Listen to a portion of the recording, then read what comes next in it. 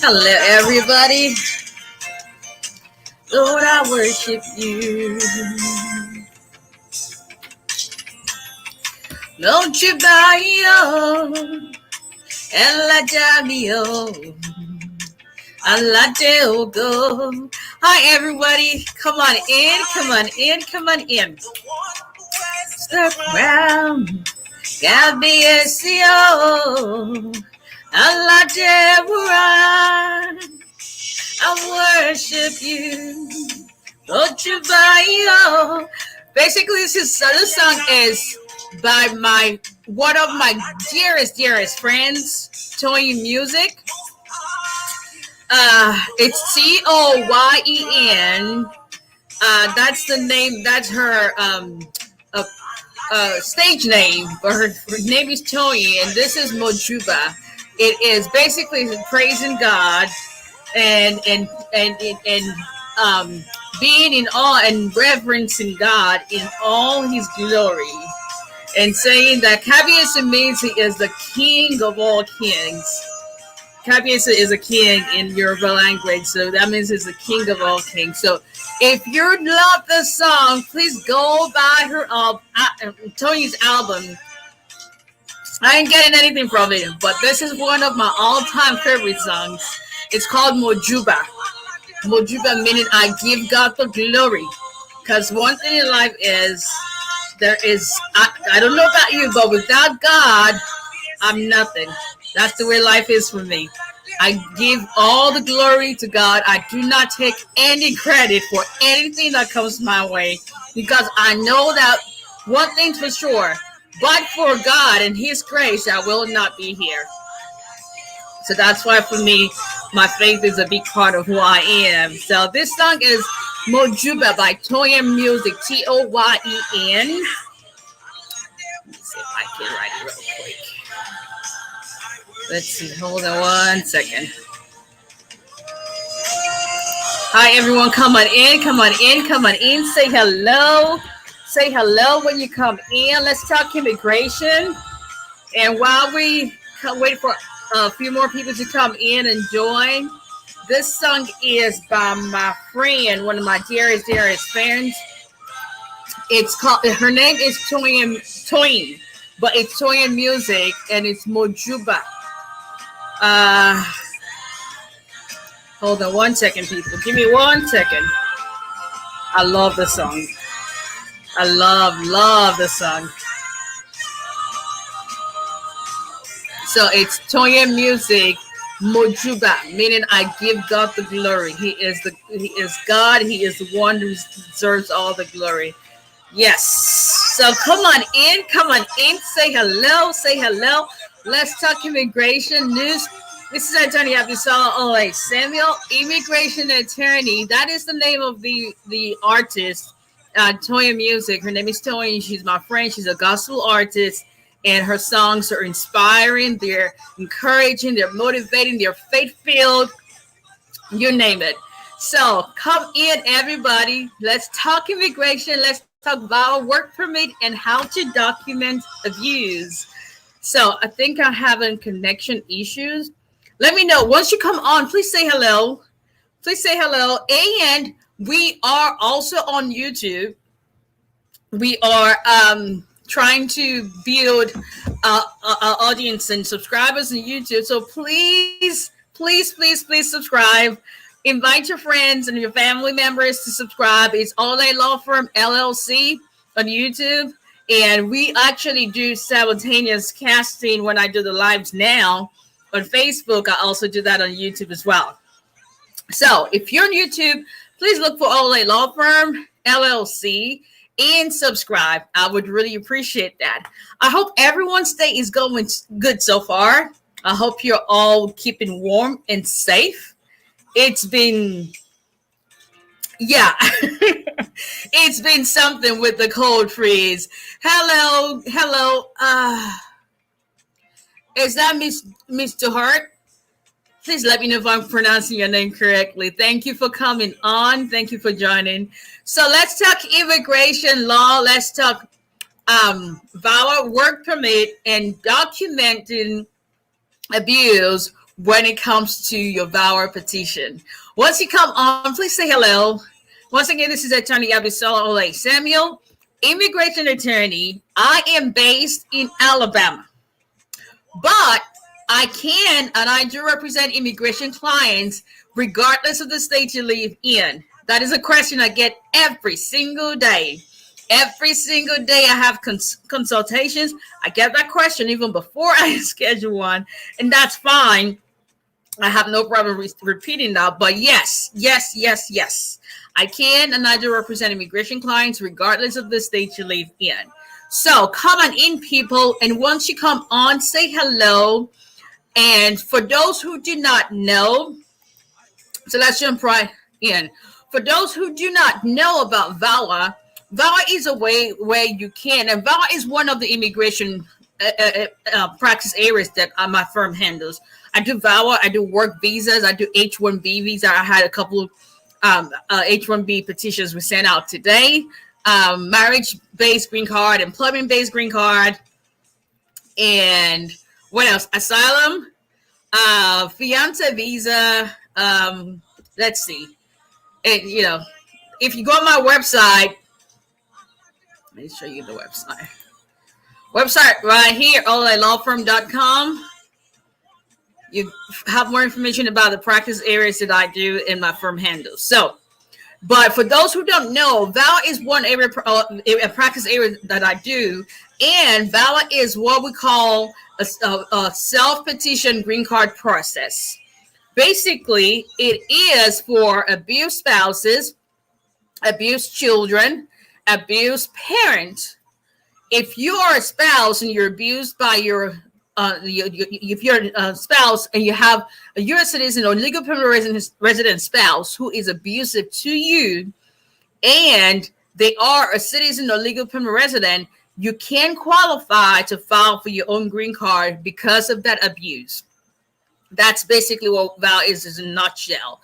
If you're a child, you can qualify as a child separately, but as the parent of an abused child, you can also qualify because of the abuse to your child to file for your green card and for your child's green card as well.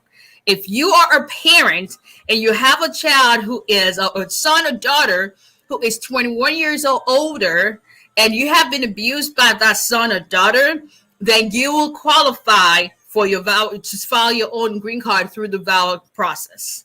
So that's VAWA in a nutshell.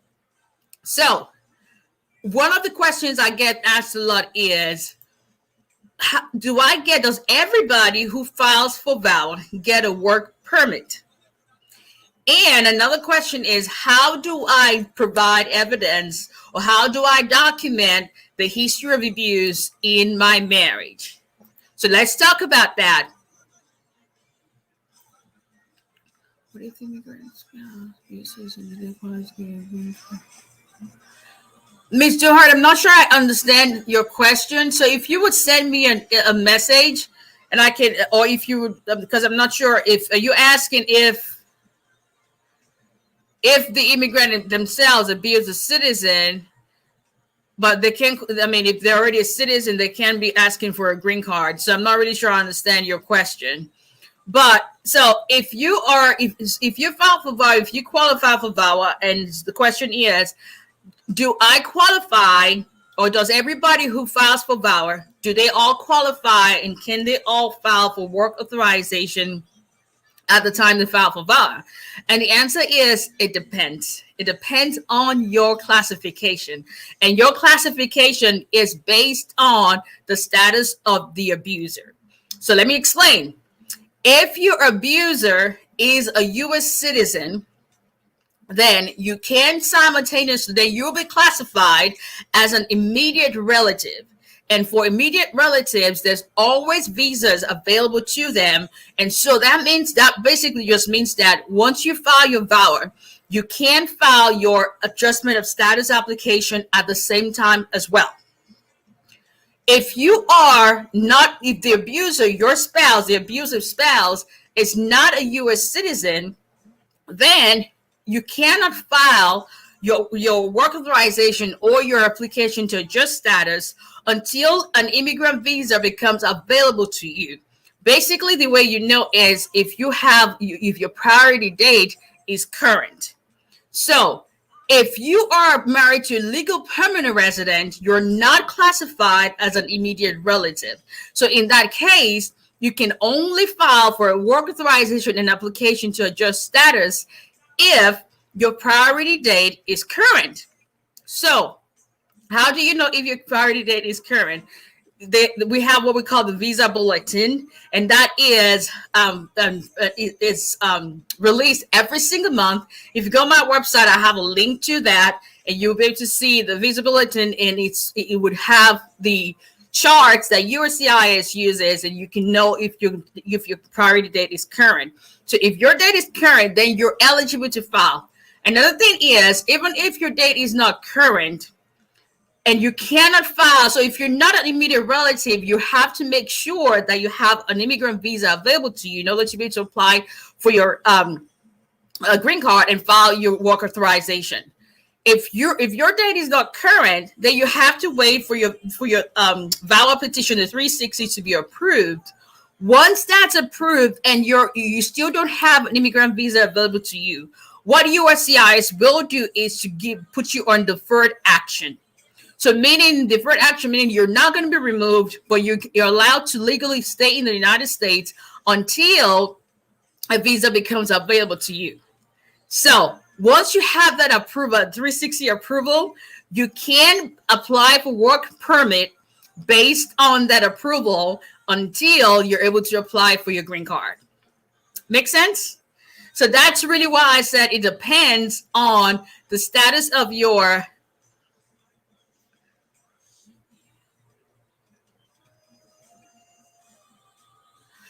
Ms. Dohart, if you would send me an email, if you look across the screen, down the screen, my email address is scrolling across the screen. So what I would say is, please send me an email so I can answer you. I can understand your question in full, and I can give you an answer to that. Okay. Now I cannot give you anything specific. I can only give you a general answer because I can't give anything specific to anyone's case unless I have a proper consultation and you obtain my services in order to move forward beyond the consultation. So that's why I said it depends on the status of your abuser, right? So let's move on to how can you document abuse? How do you document the abuse you suffer at the hands of your abuser? Most of the time, a very, very straightforward way to have evidence of abuse is if you have physical abuse. So that's straightforward. If you have physical abuse, obviously you want to make sure you take photographs. You want to make sure that you have police report. You want to make sure that you have witnesses. You want to make sure you have video, that you can take, you can break down and then take clips of photographs from the clips, because you can't send in videos to USCIS. No, they ain't going to do that. So the physical abuse, as long as you have your police report, you have a complaint, you have photographs, you have, medical records, emergency room visits, stuff like that. That's straightforward. However, majority of cases do not have physical proof, because majority of cases, there's some cases that would have physical abuse as the abuse. But majority of cases are not based on physical abuse. Majority of cases are based on emotional abuse, verbal abuse, mental abuse, financial abuse. So how do you document the abuse that is not physical? So I'm going to give you a couple of examples that you can use that in your case. Now, this is not specific to anybody's case. This is just a guide. And first of all, you have to make sure that you consult with an immigration attorney so that you can figure out whether you're eligible for VAWA to start with. That's where the preparation and screening of your facts begin. I don't, one of the things I make sure I do, and that's why I do consultation, is to be able to screen you based on the facts and what evidence you can provide and information you can give me, and whether you qualify, because it's just not the abuse. You must be able to prove that you have a good faith marriage, good moral character, shared residency, or physically present in the United States. So it's just not just the abuse. So what I do in the consultation is to pre-screen and make sure we can satisfy all the elements of a Vawa case. So if you don't have physical abuse in your case, how can you then document abuse that will fall under extreme cruelty? Examples of abuse that will fall under extreme cruelty would be financial abuse, mental abuse, verbal abuse, abandonment, and the whole nine yards. There's a whole lot. So that's why it's good for you to make sure that you consult with an immigration attorney. Now, I do charge for consultation, but it is in your best interest to pay now than to pay later and pay more, right?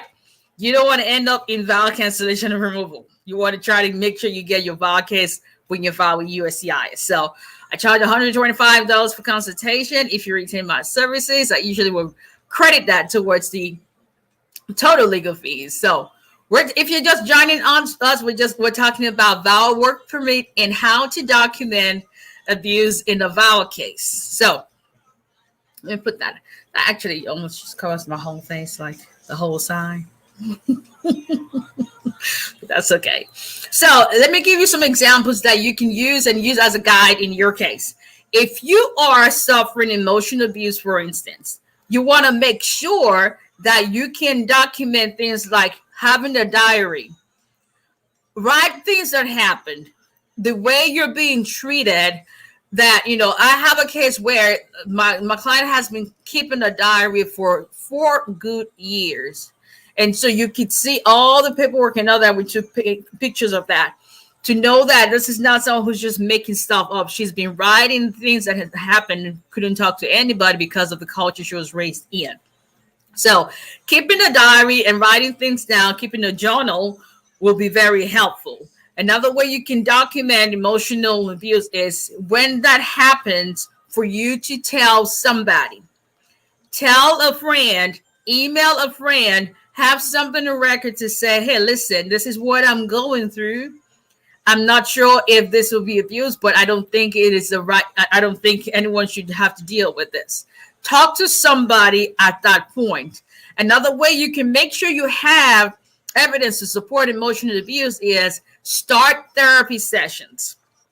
Go see a therapist so that you can talk to someone who's a professional about what you're going through. And at the time you need to be able to support your petition, you already have the therapy progress reports and evaluation and a session report to document what you've been telling other people that has been your experience. Financial abuse, for instance, ways you can document financial abuse would be if you are made by your spouse to always give them receipts. You can't make a purchase without them asking for receipts. Keep copies of that. If you get home and you have to explain your whereabouts about when it comes to being possessive and mental abuse and controlling your life, have voice record. Everybody's got a voice recorder on an iPhone or a smartphone, whatever case may be. Record conversations between the two of you that can be transcribed and sent in with your petition. That's the way you can do it. Another way you can do is, I think I've talked about email. Take photographs of damages. So if you have someone who always claims, well, I've never physically abused you, I just take my anger out on the wall, or I take my anger out on doors or on pets or on cars, whatever it is. Take photographs of your damaged property. Don't wait until it's been fixed and then you're trying to find a way out to now figure out how do you document and get evidence. From the time things are going bad and everything is going left, start documenting your case. Start documenting your case. Like I always say, do not suffer abuse in silence. No one should ever live a miserable life just because you want to stay married, just because you want to get immigration papers. Don't do it. Okay? So let's see. Someone uses your credit information, to get, or your credit information, you open the credit card and they don't have your permission. Make sure you have evidence of that. Make sure you have the credit card company send you a detailed report of you calling in and reporting that. Or if you cannot, then the best thing you can get would be to cancel it. And the reason why you cancel, document the reason why you had to cancel.